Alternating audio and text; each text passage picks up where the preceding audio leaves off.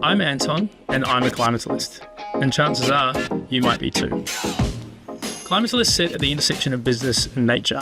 They want to play a key role in minimising the human-led impact on the environment, but they also understand the realities of living and working in a modern, capitalist world. Most importantly, they understand the central role that businesses can play in tackling the climate crisis. Ultimately, a climatologist believes that the future of profitable, good business can be equally profitable for the environment, but we've got a way to go before we get there. So if you too have pondered how we get to a future where clean, regenerative policy is embedded with profitable business models, the climatologist movement may just be for you. In this series, I'll be proving that climatologists are already out there leading the charge to marry their own good businesses with sustainable climate principles. Today, I'm talking to founder and CEO of National Renewable Network's Alan Hunter. We discuss their innovative and somewhat revolutionary approach to making the adoption of solar power cheaper and more accessible by revising the way that energy is bought and sold. We get into the nitty-gritty of the current challenges of the energy market and the surprisingly wasteful ways in which we store and consume some of our most sustainable energy sources.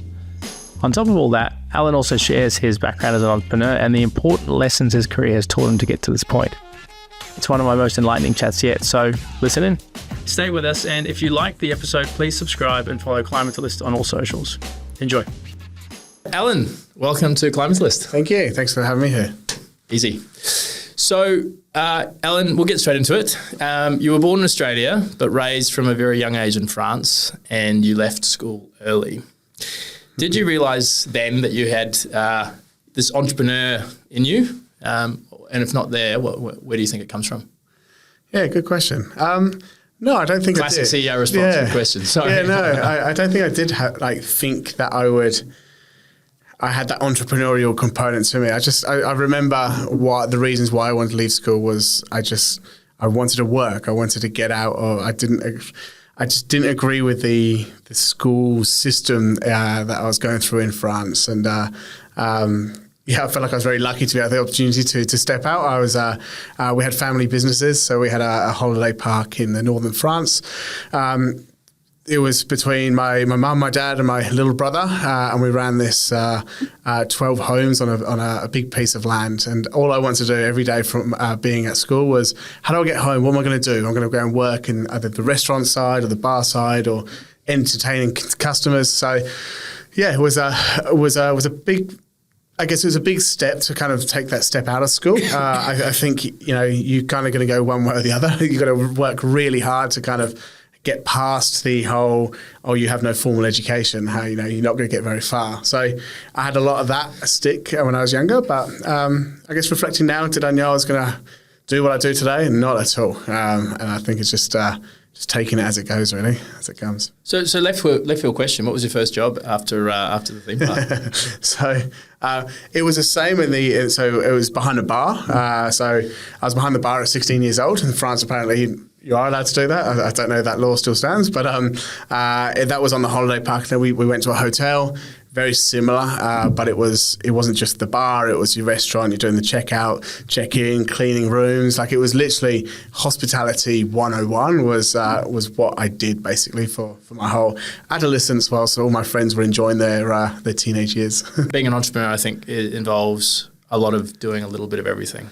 It sure does. Doing a bit of everything, trialing, not knowing how to do things very well, but then learning on the go as well.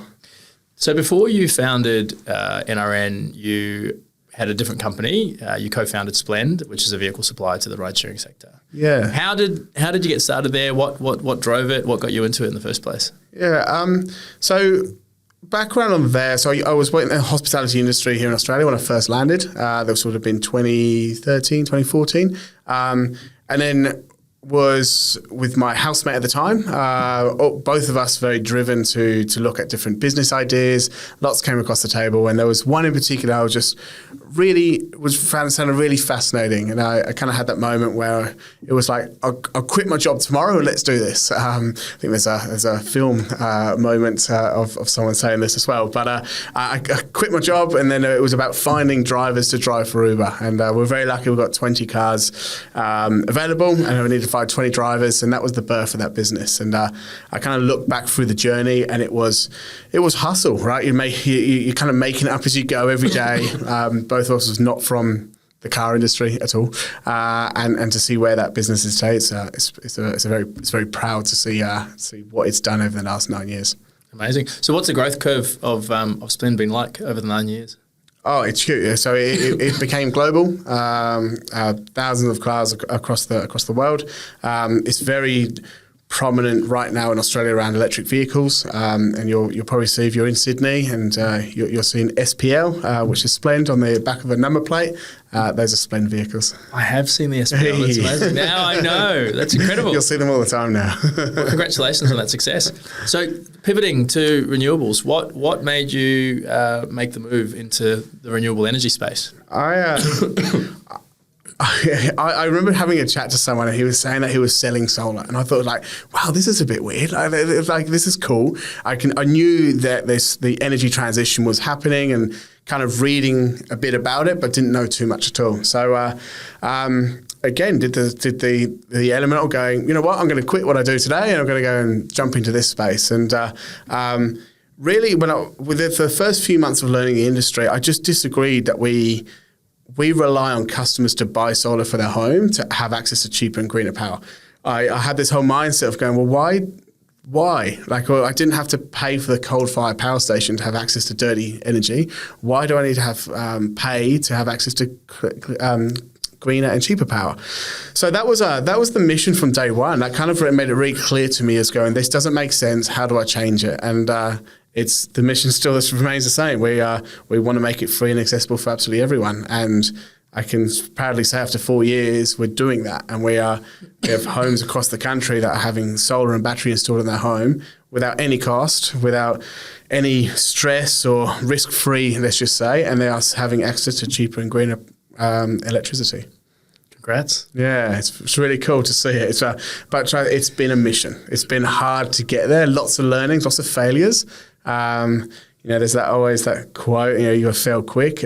We failed so many times in this, but it's what makes a startup a good startup. You've got to fail really quick and move to the next and pivot. You're going to upset some people. People always go, early investors may invest in you and go, oh, you keep changing your business model. But I think it's all about adapting and believing in what the core is of what you're trying to achieve. What's been your biggest takeaway, your biggest learning in that cycle? I think resilience. Like every founder has to have your backbone has to be so strong. There's no such thing as this whole, it's all upwards. You've got to have such a backbone to stand up and go, no, that didn't work, but that's okay. These are the learnings I got from it. How do I improve that? And it's something I encourage really strong in my team. It's around reward your failures. Like, I think failing is really important. And I reflect back in my early days of schooling. We're taught at school failing is bad. If you fail, you go to the back of the classroom, or you don't pass your exams. And I think that never sat well with me. I wasn't a very good student anyway. But I think if I look back at this journey, failing has made this thing successful so far. What part of your model has shifted the most since? Yeah, so let's go back to the core. The core was around making it free and accessible for consumers like us, mums and dads, people that have homes. So generally, you're going to start with them. So we started with them. We were direct to consumer, talking to mum and dads, understanding how we can help them. So we rolled out a program called a Power Purchase Agreement, a PPA, and we basically own solar systems. We put it on their home, and then we would charge them for the energy that they use from their solar, and their utility or energy retailer would charge them for the grid usage, right? And then we thought, oh, this is great, this is genius, But the experience was that customers don't want to have two bills, and it was really hard to talk to lots of mums and dads.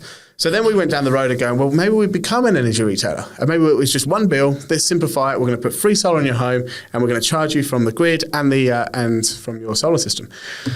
I then understood this energy retailer business model, and I'm very happy today that we didn't become an energy retailer, because it's a very challenging model, and you need scale, very quickly to survive through that transition. So from there, we learned that we got a business model for energy retailers. So then we pivoted. That was the big pivot that we made first, was going, well, instead of charging direct to consumer, how about we charge it to energy retailers, and energy retailers build energy plans that will include the solar. And then we learned through that transition that the importance of a battery. So we deployed batteries.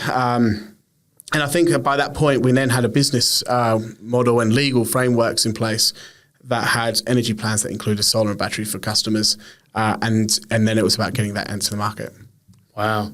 God. Okay, so let's step back from that for a second and start at the beginning on NRN, on the NRN offer, on the NRN model.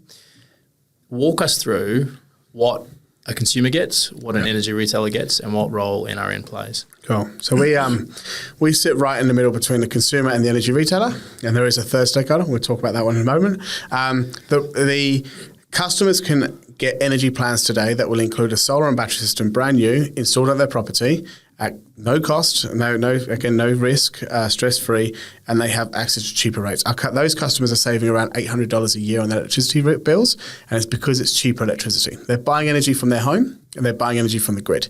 Now, the energy from the grid transfers maybe 300 kilometers. This electron is moving down to get to the home versus 4 meters from your roof to your home. So who's losing in all of this? It's generally the networks, it's the poles and wires of moving power. I could say about 45% of your electricity is to pay for the poles and wires that move energy to your house. So that's the transmitter? So the transmission and distribution network. So transmission is like high voltage, large scale, and then the distribution is what's physically outside your home. Amazing.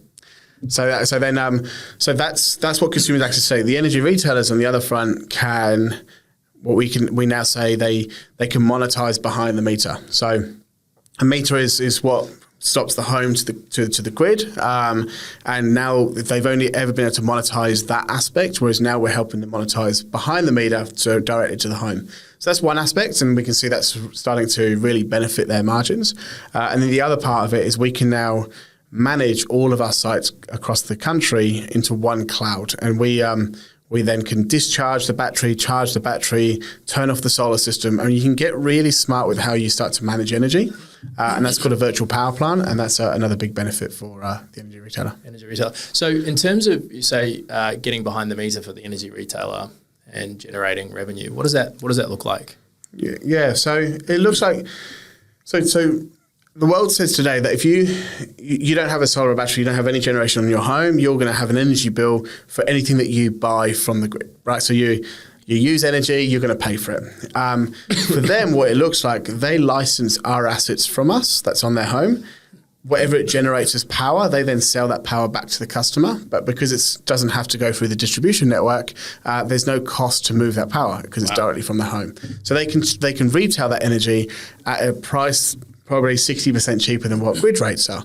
So when you start blending in your discount rate from behind the meter and your grid cost, you can provide a 30% discount to a consumer and still be profitable. Wow. So consumer wins, the retailer wins, the distribution and what did we say? Transmission? Transmission distribution networks, they may be losing out a little bit. But this is happening as a result of the decentralization of the grid. Correct, yeah. And we think about the transmission distribution. They're an infrastructure company that has to invest lots of money in poles and wires, and they make money from the energy moving through it. The challenge we're going through today is we're expanding. Australia's such a vast country that distribution actually wants to have more solar and battery, but managed. If they can have more managed energy behind the meter, it actually means they don't have to spend money on upgrading transformers or substations because that costs them millions of dollars.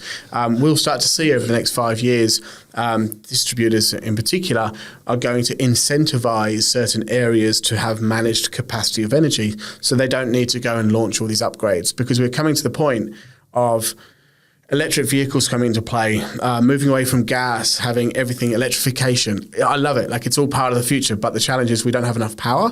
There's a volume issue of having power, and there's a capacity of issue of moving the power to that property. And if we can do it right with solar and battery, it's going to really support distributors with reducing their future costs. That's really interesting. So we're seeing mass electrification, big increase in uptake.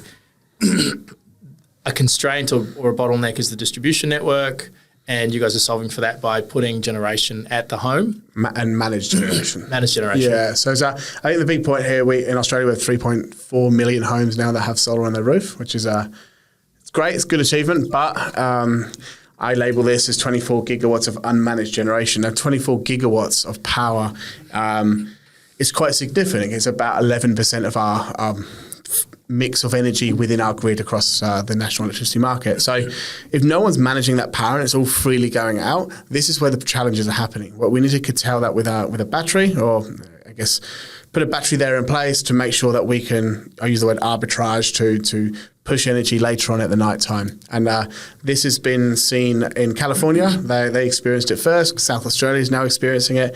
And now we're seeing Victoria, Queensland, New South Wales. And it's really those four areas across globally that are experiencing this to the extent that it's actually becoming an issue. And we call this a duck curve. It's always a challenge in the energy sector. So the duck curve is when there's too much energy being produced or there's not enough energy available for the demand? Yeah, nearly. So it is a supply-demand curve. So it's when the demand curve is so low because so there's the supply is exceeding the demand. So the demand curve has a big dip during the daytime because of rooftop solar, to which the energy market falls into negative pricing. Now, the ramifications of that sounds good, yeah, and markets are negative. But we have billions of dollars invested in large-scale generation assets like coal and the solar farms, wind farms, and so forth. But during that period, they make no money. So that if we have too many of those events, it actually causes a lot of challenges. So there's too much power being generated, or demand is low during a time of day when people might not be at home, and other things. So like a bathtub, there's too much energy maybe in the grid. And so you're actually paying as a retailer or as a generator for people to take money or take out energy off the grid. That's correct. Yeah. That's incredible. I know, yeah. So this is where a virtual power plant gets really smart. So if you had thousands of batteries deployed across the country, and when the market is in negative, you want to charge your batteries from the grid. You're getting paid to charge your batteries, and then you're getting paid to take that energy back to the customer and sell it to them. And so going back to the question, why is this good for energy retailers? Retailers used to play a role of, I'm going to hedge the market, my position, and I'm going to retail a flat cost of power, and I make a margin on that. Their role is changing. Their role is now, I now need to manage energy, and managing energy at this distributed scale comes with a lot of complexity, but that's exactly what our business falls into. So let's come back. So to that point on hedging. So basically, they're buying power at the top of the market and selling it, or sort of hedging their risk, managing their risk at the top and the bottom of the market. So our energy market in Australia has a 5-minute interval trading, and it can go from minus $1,000 to $16,000 in 5 minutes. Wow! Right? You're not exposed to that as a consumer. I'm not exposed to that.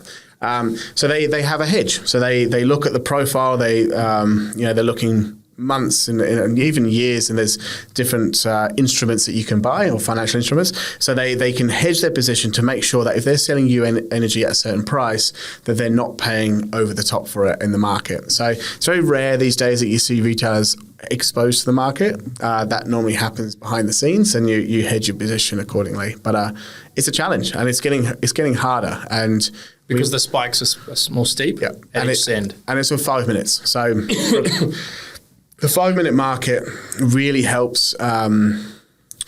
Because batteries, this is why batteries is going to excel over the next decade. We moved from a half an hour market to a 5-minute market. So it's got to be so quick and responsive. It takes you hours to turn a coal-fired power station on and off. It takes you, wind can be quite quick to get going. Obviously solar, it's just when the sun is out.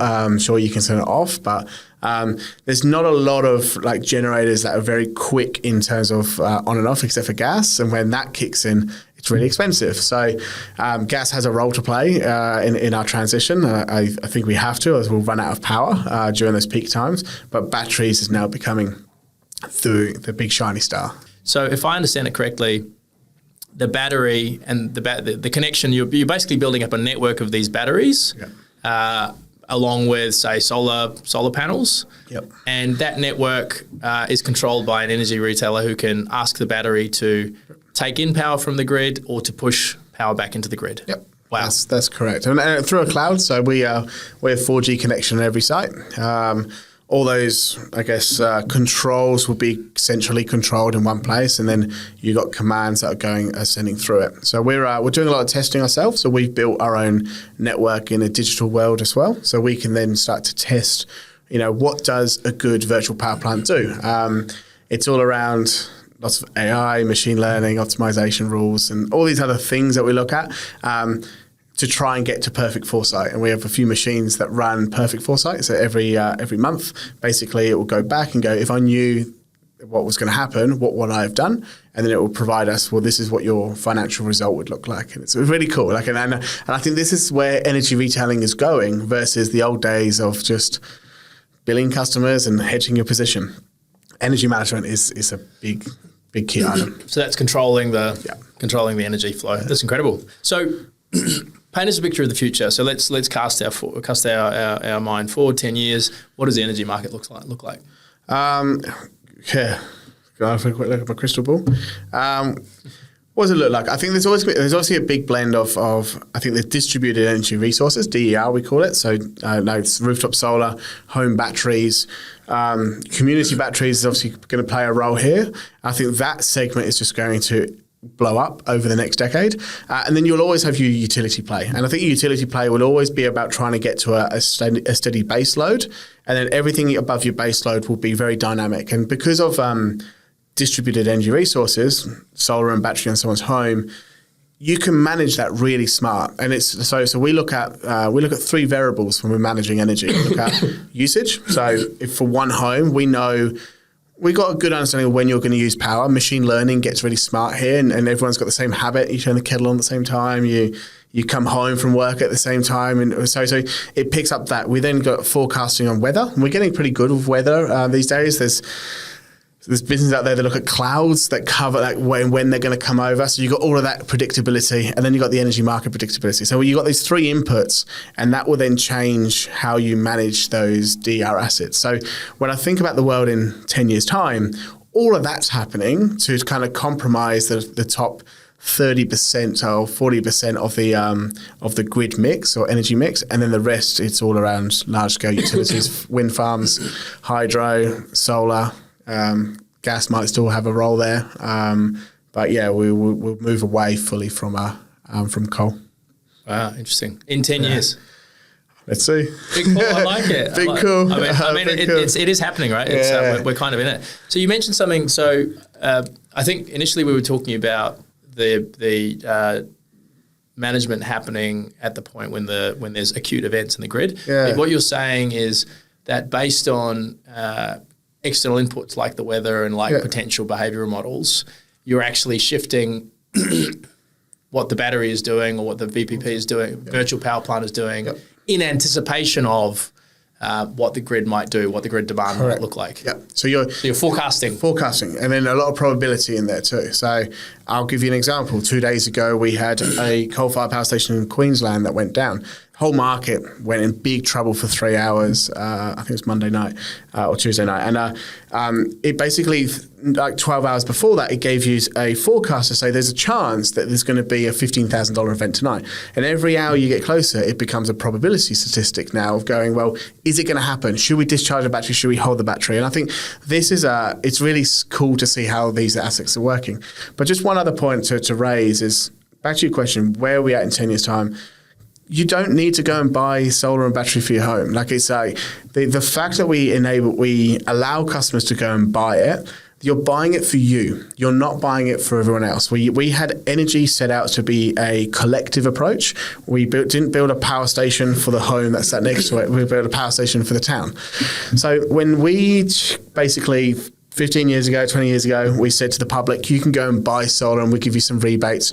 We changed the behavior where you're going to buy a solar and battery, $20,000 investment to cover your home energy, not your neighbours. You don't care about them.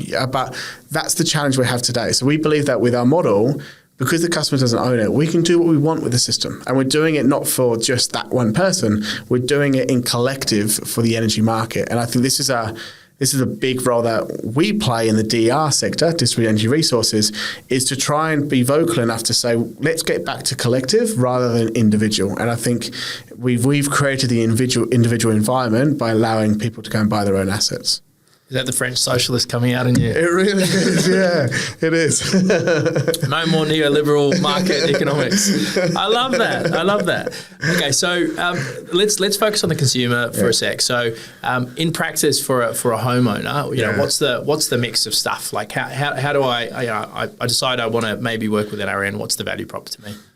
Going back to a previous comment, there is a third stakeholder in our business, which are solar retailers. So, a crucial part or pivot in our business model, we built energy plans, which was great, and we still were talking to mums and dads about promoting it. And we felt that was a very non-scalable solution. We had sales teams and project managers and so forth internally, and we moved to the solar industry. So we went to the solar industry and we said, hey, we've got this new product, a new way to build up your business. Do you want to sell it? And we kicked that off about 9 months ago from now, and it's been probably one of the best moves that we did make as a business. So we have 27 solar retailers right now in Australia that sell our product. They sit in front of mum and dad and they go, you can buy it, you can finance it, or you can have it through an energy plan. This is how it works. They educate them, and then they want to move forward. They sign the contract. They install it and they invoice us. So to your question, if you're a customer and it's something you want to look at, there are accredited solar retailers in most states now across Australia that can sell our product. They are local businesses, which is important for us. It's a small local business near your home that's going to look after you if anything does go wrong. And more importantly, they're there to help you through your electrification journey. Once the solar and battery is installed as well. So you're not dealing with us. We're some boring company in the background. You're dealing with the people that actually want to, they're there, they're on your roof, they're educating you about it, and they're your local business. So if anything goes wrong, I can talk to the... 100%. Yeah, and we and people do, of course, customers contact us. We're our primary contact at times, but we then, of course, liaise with our partners and they can come and fix it. And that was a really important move or pivot for us as an organisation to enable scale. We have sites being installed in Darwin, in South Australia, in Noosa, in Sydney, so all across the country. And it has enabled scale for our business to hit the numbers that we want to be hitting. Fantastic. And in terms of the hardware mix, so, you know, if I want a Tesla Powerwall or a Google Nest, say, like, is there a mix of stuff that I'm choosing from? Yeah, there is. Yes, we have a product approved list. We have to go through some steps, let's just say, to make sure that we're happy with those assets. Right now, we do actually have one type of solar, one type of battery and inverter, which is a company called Sungrow, one of the largest domestic battery companies globally. And then we have a range of like 4 or 5 different solar panels. But again, we are adding more assets to the portfolio, but it does go through some quite rigor checks. And it's only residential properties that you work with, or you work on the commercial side of it? No, we're just about to open up commercial in the next few weeks, actually, where, again, we see a great opportunity here of small businesses that are paying $30,000, $40,000 a year on electricity bills. Here is a very easy way to take $7,000 to $8,000 off that bill, and it costs you nothing at all. So, we're just about to launch our small business plans and see how we go. Amazing. So, I guess if we sort of put wrap a bow around it, it's almost like you're acting like a generator in this mix. So you're generating power, except that you're doing it via people's homes. We are, yeah. I guess that's one aspect, the physics aspect of it. Really, we see ourselves as a platform, and we're the technology enabler that helps the retailers build this plan. We enable investors to invest in these kind of assets where they never really had to before or had the opportunity to. We enable solar retailers to plug into our system and sell it. And we're a huge data warehouse. The amount of data we have is pretty incredible, where we can now provide that back to customers and give them insights they would never have before. And I think that's something that we're focused on now, is working more of, we're a technology platform, because that's scale. That's how we're going to go and find energy retailers, solar retailers and customers globally, and we'll change the way that people will access solar in the future. Amazing. So walk me through, you mentioned the machine learning piece. We've just talked about the data piece. What are the blocks of tech in NRN's stack that make up your platform? So there's I'm not the guy that builds the tech, so I'm not going to pull off some random like system code stuff. But foundation is really there's a system. Let's talk about the front end side. There's a portal that solar retailers can use. They They basically drag and drop an energy bill within 2.5 minutes. They have these plans that are available. This is the savings they're going to get, and they can then go through that process. So it's a bit of a self-serve portal, let's just say. Yeah, exactly. So that's what the front end aspect. And then behind the scenes, we do have a big data warehouse. We're collecting a lot of data off all of our sites. Everything's 4G connected and it's live coming back to us. We also have sub-meters. We have different meters installed in every home. All that data is feeding back into us as well. So it kind of serves up all these insights. And then behind that, we also have, layers of our algorithms. So, a virtual power plant is just it's an optimization tool that makes a decision based on certain inputs. And what we're trying to get smart at is what are those inputs and how can we get those inputs smarter, because that helps the machine. And I think through a lot of machine learning, we're able to get to that point. So you automate the control of the virtual power plant? We can, yes. Or you manually manage it? No, there's no one sat there with a red button. Yeah. Like right now, we actually enable the energy retailer to have the choice. They can manage it themselves. In fact, most of them actually manage it themselves today. But we're certainly setting up to kind of serve up, if we did manage it, well, what could we do with it? And I guess we're going through these learnings at the moment of seeing, is this a role that we do play or do we not? Or are others more experienced in energy management than we are? Well, I think through the learnings the last, especially 18 months, has been that we've become experts in distributed energy resources, and it's all we focus on. We don't look at hedging in the large utility scale space, and that's been done, and there's lots of incredibly smart people there. So we do feel like we've got a role to play here of maybe advising energy retailers how to manage these assets, or potentially providing the technology to do it. Wow. Okay. So data, in terms of data, like what kind of data are you collecting? So it's boring. It's all energy data. So let's start off with the home. So, every 5 minutes we know what kind of energies you're using, how much energy you can get to the extent of the frequency. So we could actually determine what appliance you're using at that time. So we've got some actually really interesting insights to understand what's happening in your property, in your home. Of course, it sounds a bit stalkish. We're not sat there monitoring every home. But I guess what it enables us is to serve up those insights to consumers, to give you awareness. We've all been there. I've certainly been there. A quarter happens and you go, I've just got a $1,500 bill. What's going on? An energy retailer can't tell you this. We could go, hey, you've got a heater running at 2 kilowatts nonstop in your home for the last month, and that could save you hundreds of dollars. So I think there's a value in there anyway. But once you've got that data, you're able then to start learning and building tools on the back of it. Wow. So you're not exposing that information to consumers yet? Or? No, not yet. It's all, we had an MVP version in the last few weeks actually to show what these curves look like. You'll be surprised. Over 60% of our portfolio have increased their usage by 20% since they had solar and battery. And this is always a social license. Hey, yeah. I'm being good. I can start to use more energy. This is it, right? But then if we're talking about saving, they don't. So they could be spending more money than they are before because they've increased their usage. And actually, some customers are happy with that. They say, well, if I can spend what I've spent exactly the same before, but I can use more power and keep warm, that's why I sign up to you. So it's not actually all about savings. Like I promoted a value add or a benefit was customers save $800 a year on their electricity bill. That's not always what people want to have greener or cheaper power in their home. It's actually, the basics, just keeping warm. So it's very interesting, the insights that we're getting. Wow, that's fascinating. So frequency determines, or can give you an indicator of what appliances are being used. Yeah. That is incredible. Yeah. Wow. Data, the power of it. The power of data, I know. So let's pivot to big picture stuff. So how do you think about measuring your climate impact? No, so on average, our homes are using 72% of their power is used from their solar and battery system.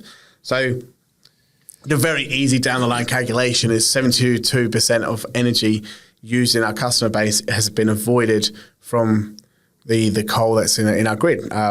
It's just under 70% of our grid in New South Wales is still black coal. So I think I won't kind of spit out an emissions number today, but we're certainly seeing I guess that environmental impact for I guess what we're putting on people's houses. Okay, so let's think now about financing. financing renewable energy projects can be complex. And you mentioned when we spoke earlier that you faced a reasonable amount of challenge in this regard with NRN than in the previous business you had, financing vehicles. Why is that? Is renewable energy still seen as risky?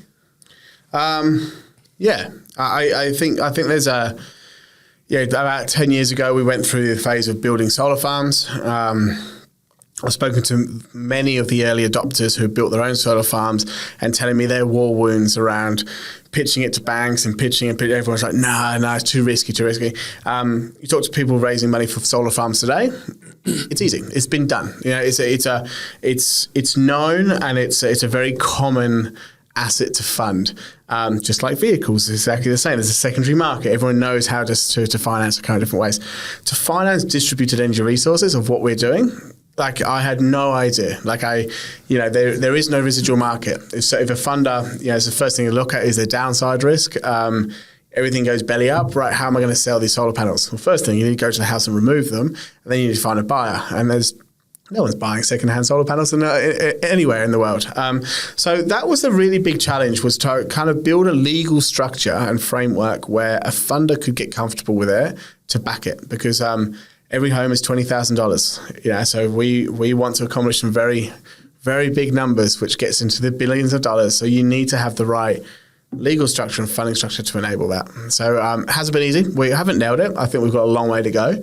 But going back to the principle, we are a technology company and we are enabling investors to invest in DER. And with the data and insights that we can provide them, it should give them a level of confidence that they're going to get their money back, or they're going to get paid over time. And it's a very different type of investor that looks at infrastructure. So it's very different to the type of investor that looks at infrastructure? Yeah, so I guess infrastructure investors are looking for, it's a 20-year piece of infrastructure, and they're going to look at returns constantly for the next 20 years and get their money back. Whereas a vehicle funder is going to look at, well, you're going to use it for the next 3 or 4 years. At the end of 3 or 4 years, it's going to have X amount of Ks on the clock, and I can sell it for Y. That residual value is really key in the negotiation process, whereas here it doesn't exist. So that was a real big challenge for us. Is like, how do we make sure that our funders are going to get their money back? Because if you don't, they're never going to fund you. To which, again, it's not perfect yet, but we're certainly on the right roadmap to get there. And in terms of the mix of people that are funding or organisations that are funding your business, is it more infrastructure investors? Is it more of that vehicle finance type? It's always a challenge with any startup in this asset heavy business model is it's all like quantum. As soon as you break, I've always heard everyone uses the word, as soon as you break 50 mil, come and have a chat to me. 50 mil, it's always 50 mil. So, the stages you go through, I've kind of learned is you start with your high net worth, and literally high net worth was giving us capital to spend on solar panels to put on people's roofs. We then move towards the family office space, and we have the family office. And now I think the next step here is either VC or private equity. And then from there, we'll get into the infrastructure investors and banks and so forth, and superannuation eventually. So it's a bit of a journey that you have to go through because it's such a new way. It's a high risk product. I know it is, and I know that we're doing everything possible to mitigate those risks. And I think we're getting better, and we're doing well at that. But once, back to your other question, 10 years from now, it's a norm. Like, financiers will know that distributed energy resources is actually a really good investment, and it makes more money than large scale utility. I guess it would be higher margin. I imagine it's distributed. So the challenges solar farms will face is, I know there's lots of different challenges. So, one of their big ones is weather. If the weather is poor in that one area and you've backed all your eggs in a basket in one area to generate power, you're not making money that day. Whereas a distributed network, it doesn't matter if it's raining in Sydney, you've got assets in Brisbane and in South Australia or wherever still generating that. You've also got concentration. We de-risk the concentration. So, if anything did happen, a hurricane came through, you're spreading out your risk in different ways. The other fact is that we're fixed to a home. And, we have a security structure where we have security over the property in a manner with we register like a caveat? Very similar to a caveat on the property. So if the property does sell, it will sell with the assets. And we actually see this as value for the customer, where you go, we're going to put $20,000 worth of equipment on your home. You don't own it, we own it. But when you sell your home, it should add 30 or 40 grand of value to your home. And when you've done your transaction, we just pay us back for the value. And it's actually discounted every month. So it gets cheaper for that customer. So it's a value add. But again, we have to build security measures to make sure our funders are comfortable. So when they transfer the property, they buy out the tech? When you're selling the home, buy out the technology, and that's where the transaction happens. And then new owners come in. Well, they're buying a home with solar and battery. We've been asked the question, would you buy it back? Maybe. And maybe that is a structure. That's kind of how we've structured it today. Interesting. Because there's no residual market, and that's the big challenge with investing. And I guess you're mitigating the risk. So 7-year cycle, from my background in property, 7-year cycle to turn over a property. Yes. That's how frequently you're managing the... You've got it. Got it. Okay. Actually, it reminds me a bit of the move from servers to PCs and then the internet. Yeah. And so in some sense, what you're providing is that connection point, sort of a utility level connection point. Yep. Basically an internet for power. Correct. Power management. Yeah, it's exactly that. And again, taking the cost and burden away from the customer. The fact we have 3.4 million homes that have solar, and the challenge with managing it is connecting that solar system to the internet. You can do it, but the customer has to go and buy internet for the home. They need to connect it via Wi-Fi. It's a mess. We take that away from them. It's all 4G connected. We don't need to worry about it, and we'll manage it for you. Incredible. So in our conversations previously, you've said that energy assets like solar and wind farms could be in for a shock. So you've mentioned one area of risk, which is that concentration in particular areas. Are there any other aspects of risk or opportunity? I think it's there's two that I've mentioned on this podcast today. One is around concentration, so weather. I remember seeing on the news in the UK there was what was it? It was basically no wind for weeks. They called it I forgot the word they called it now, but there was no wind for weeks, which actually impacted the grid so bad that all the costs just went up through the roof. And I think we've got to be careful with the different types of assets that we look at, hydro, wind, solar, because they're all variable. There's no baseline. They're not on for 24/7 stable. So the shock I think we're in for is, how do you balance that? It's the only way to balance it is by storage. But then if you have issues with your storage and you can't manage that properly, then that's where the troubles happen. So, I think that's the shock it's in for is getting the right mix. The other aspect is brought it up earlier. It's returns. If we're going to a market where we have negative energy costs, why are you spending millions of dollars, tens of millions of dollars on building a wind farm or solar farm? And then especially solar, and then the peak of the day when you're meant to make all your money, the market's in negative and you can't make money. So we're seeing a huge increase in power purchase agreements, PPAs, where there is an agreement between the solar farm and an organisation to say, I'm going to buy you the energy at a fixed rate. And those rates are getting lower. When I first came in the space, they were reasonable. We were sat between the 8 to 9 cents or $80, $90 a megawatt hour space. And now we're seeing them really drop off by at least 25, 30% cheaper, because the value in the market is basically saying, please take my energy during the daytime because there's too much energy. So I think that's what they're up for, is unless they're being built with backups, and then it's a different scenario. If they can generate the power, store it, and then go and distribute it, that's the opportunity Australia has, I think, in doing this really well. That is fascinating. Without putting the cat amongst the pigeons, it makes the nuclear debate a little bit more interesting, I think. Baseload power is important, and we're not spending enough on storage. Yeah, it is. It is. The nuclear discussion is very, very interesting for sure. Fascinating. We're definitely not going to solve it here today. No, we're not. But yeah, that's a fascinating insight. You've opened my eyes. Okay, so looking forward, so we've talked about the 10-year plan in terms of where the market's going to be. I was just in your office. I saw the dashboard with all the fun stats and the S curve going. Not the S curve, the hockey stick, the hockey stick going up and to the right. Fantastic. So, what's on your roadmap? What are your ambitions for NRN's growth in Australia and globally? I think here, grounding yourself well in Australia for the next 18 months and setting the example that every home, regardless if you are in a social home, if you're a renter or if you're a homeowner, you all have equal access to distributed energy resources like solar and battery for your home. That's number one. The model we have built is very scalable. It's we will pick this up and go into other countries. We've given ourselves a target to have 2 million homes by 2040 and hundreds of thousands across Australia by 2030. I haven't defined the exact number. But look, the mission's big. It's because it's not only helping consumers, it's helping the grid. It's helping the challenges every country is going to face. There's countries that are 3, 4, 5, 6 years behind Australia right now with the challenges. And the great thing is we're going through it now.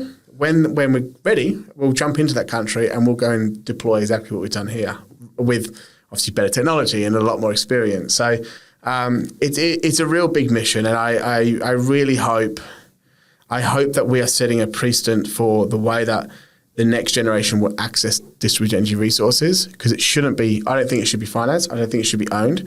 It should be owned and controlled and managed by the energy sector to benefit everyone, not just benefit the person who bought it. Yeah, I'll give you this. We're seeing this in California. California have a huge penetration of rooftop solar. They hit the biggest duck curve. They're winning in this. It's not something to boast about for them. But they're now at the point of it's called NEM 3.0, and with the whole charging people who buy solar, you have to pay a fee, a monthly fee, to have your system connected to the grid. And everyone, it's a huge outrage. But it's the right thing because you had wealth and because you could buy this asset, you've actually disadvantaged everyone. And maybe their approach wasn't the best way of just saying, well, we'll just pay, you have to pay for it now. But I think fundamentally we did it wrong and we shouldn't have let people buy these assets. And I think we now need to reverse this somehow. It could be a little bit late for some countries, but I think for other countries who are going through this distributed energy transition, hopefully we can set an example. Hopefully people look at our business model and go, yeah, distributed energy resources investment or ownership in a centralized way should be so much better than customers owning their own. Well, I mean, a 30% discount on your energy bill sounds much better than paying to connect to the grid. This is it, right? Yeah, exactly. And that's there's lots of things they're looking at in the States, and it's very interesting. We have every energy market is very different. We have a privatized market here in Australia, 2 privatized. We've got 8 stakeholders in the entire supply chain, which is very interesting because every stakeholder needs to see a benefit. But then you go to countries that are fully monopolized. So that's through the basically from the generator to the consumer. Yeah, and that involves metering coordinators and meter data providers and generators, transmission, distribution, retailers.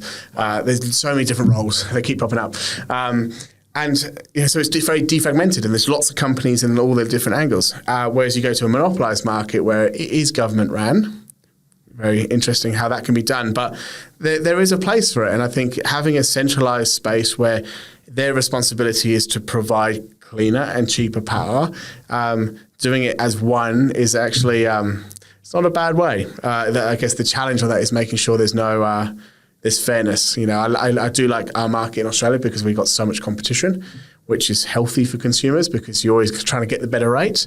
But sometimes it's not always healthy because it's just too defragmented and it's hard to control and manage. I remember only 4 years ago I jumped into energy, and I couldn't tell you what a kilowatt hour was 4 years ago. I just went home and turned the lights on. I didn't even think about everything that happens behind that light switch. So being on the other side of that light switch now and understanding the supply chain, there's a lot to it. It's pretty incredible.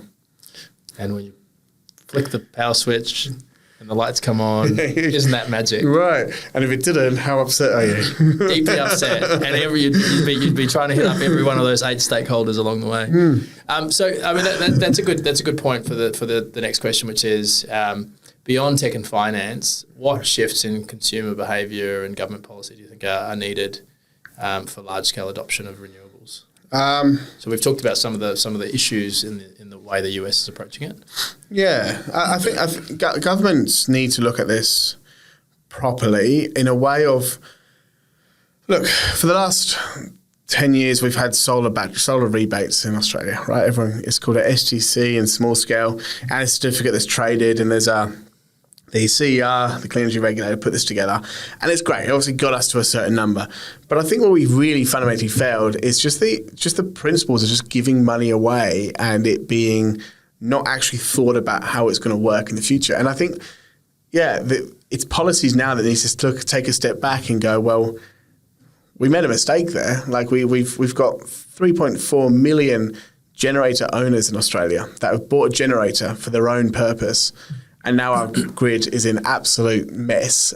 What do we do about it? So I think there's a lot that you can do. I think it's interesting looking at, the energy market is very much governed by the government in a way. It's still privatized, but there's they have some influence. So I think that would be a big one. I think in Australia, though, we're starting to see a lot more investment into renewable. Access to capital is getting easier in renewable. Maybe not so much in DER yet, but we'll change that way, hopefully. But their role to play is really, I guess, it's educating and stop making just giving money out. Giving money out doesn't actually solve the issue. I think it's understanding what are the issues and how are we solving one step at a time. We see it all the time. It's all around, the more money we spend, we're going to deploy more and more homes. We boast a lot about having 3.4 million homes that have rooftop solar. It is impressive. It's good to see, but it's the challenges it's happening in the grid because of that as well. That is a contributing factor. Your electricity bill went up by 25% last year, and there's a few elements that had to impact, but rooftop solar was in there. It was definitely a causation of just giving money to people and to put it on their roof. So, I think there's a bit of work that they can do and understand the challenges. Do you think it's money, or is it just poor planning in terms of the uptake? I think it's planning of going, well, what are you trying to achieve? There's a goal of going, we need to reduce our emissions. We need to move the grid from being a dirty grid to a clean grid. I get that, 100%. How do you do it? But I'm not saying that I have the answer, because I don't have the answer. No one has the answer. And I think we're all learning on the go. But I think we need to not put all our eggs in a basket and actually plan accordingly. We're seeing a lot of investors going to large scale wind farms, solar farms, and battery projects in particular. Huge uptake. There's a big program happening right now in Australia for it. Awesome. Really excited to see that's happening. But the challenge they're going to have is now we need to go and upgrade all our transmission lines to make sure we can get all that energy to homes, because otherwise you're just planning it, you're generating power and just putting it back in the earth. It's useless. So I just think and I'm not saying I'm here saying, they're not planning for these things. They are, for sure. But it's, I think we need to look at really a localized level, and that's what we're trying to do with I guess the DER deployment. Look, I just come out and say it: decentralization, NRN, deploy batteries at scale makes a ton of sense. The argument's right there. I wouldn't hold back from it. Makes a ton of sense. Okay, so leaving renewable energy aside, as a founder, we've talked about resilience. What general advice would you give to business leaders looking to make their own operations more sustainable? Fail quickly, as quick as you can, and learn from it. Don't be shy from learning or being open about your mistakes, because you're going to make them every day. That will make you more resilient, and to get on to the next item. I think I don't say often, but I think the one thing that I'm quite proud of at what I've done in this journey is I've stuck to the same goal that I started with 4 years ago. The business was not the same business it was 4 years ago, but I reflect on the changes that I've gone through and everything else. But the reason why I'm here has never changed. And I think that's kind of one advice I'd always pass on is it's like, ask yourself, why are you here? What are you trying to achieve? Why are you doing it? And just stick to that. Everything's going to change around you very, very, very quickly. And you're going to get challenges chucked at you every single day. You're just going to kind of go, well, yeah, what's the day when you pack up? Because one day you are going to pack up. It's either going to be a good note or a bad note. We always hope it's going to be a good note, but it's finding the right time to pack up shop and take the move. Great advice. Stick to your guns. Yeah, 100%. And fail quickly. A couple more questions. So, in terms of the broader landscape in the climate tech space, outside of the work that NRN is doing, what big opportunity do you feel is being left on the table, whether it's by business, by investors, or by the founder community? When we started off, I always pitched ourselves as being like an infrastructure company, asset heavy. But you can hear from my talk today, technology enablement is so important here. And data is definitely overlooked at times of what you can do. So I think a lot of what we're doing in climate tech in particular has to be all about measurements to improve it. Measure, improve. So tech is a big opportunity with data to get to where you want to with climate tech. Other opportunities are left on the table. Look, I don't think there is a bigger transition that's going to happen in my lifetime than energy itself. Like energy is going from literally one scale 10 years ago, just heavy coal and dirty fuels to in 10 years time being this whole green energy. Now that doesn't happen normally in 2 decades. It takes a long time. So I think, I do say I work in climate tech because I do, and we're in that. But really, I think energy in climate tech it's the next thing, and the smarts behind energy, as I've kind of explained today around managing energy, is not just as easy as supply demand. You now need to go and manage your demand. You need to manage your supply, and I think that is an opportunity that people in this industry know about. But how do you monetize it? How do you make it that it's just a norm in the energy sector is something that's really untapped at the moment. It's fascinating. It's interesting. So you talk about the transition that's happening, but it's not just a transition. It's also mass electrification. So we're moving from fossil fuel cars, which that's what 20-30% of our energy mix. Yep. So that's a doubling. Potentially of the existing energy demand, and then we're seeing broadly energy demand increase with AI is driving a major increase in the technology sector. So it's not just we're transitioning; we're doubling, and as we're doubling, everything underneath is shifting. So it's the electrification mix as well. It's so interesting, and as every part of our supply chain have a big role here to play. They can't sit on their hands anymore. You rightly said it. It's not just changing the generation and the volume of power. It's the capacity. It's like we are going to use so much more power. I was at a conference. It was probably 2 years ago now, down in Melbourne. And one of the networks has basically stated that there are 140% of cars per home. So, some homes have 2 cars, some don't. 140% of cars per home. And they say if we get to 7% of those cars have electric vehicles, we don't have power for the entire network. 7%, all right? Fell over. It just fell over. And it's not the generation. There's lack of generation, but it's how, I guess, our distribution and transmission is looking at it. And there's a lot of work happening right now between South Australia and Victoria with transmission lines.